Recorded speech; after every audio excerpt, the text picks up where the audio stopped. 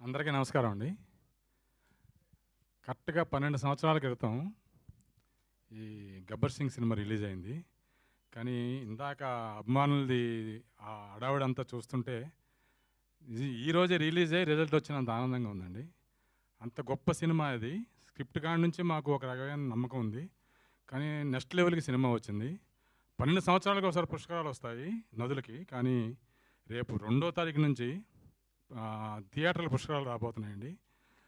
అద్భుతంగా 'గబ్బర్ సింగ్'కి మళ్ళీ ఒక్కసారి జనం 2వ తారీఖున రిలీజ్ అవుతుంది, అదే రోజే రిలీజ్ అవుతుంది అన్నట్టు మొత్తం వస్తారు.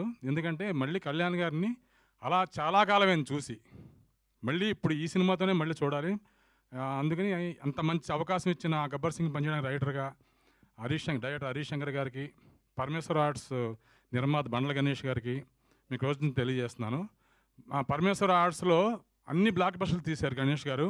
ఇక నుంచి ఇప్పుడు ఈ రిలీజ్ కాడ నుంచి మళ్ళీ బ్లాక్ బస్టర్ పరంపర కొనసాగుతుందని కోరుకుంటున్నానండి.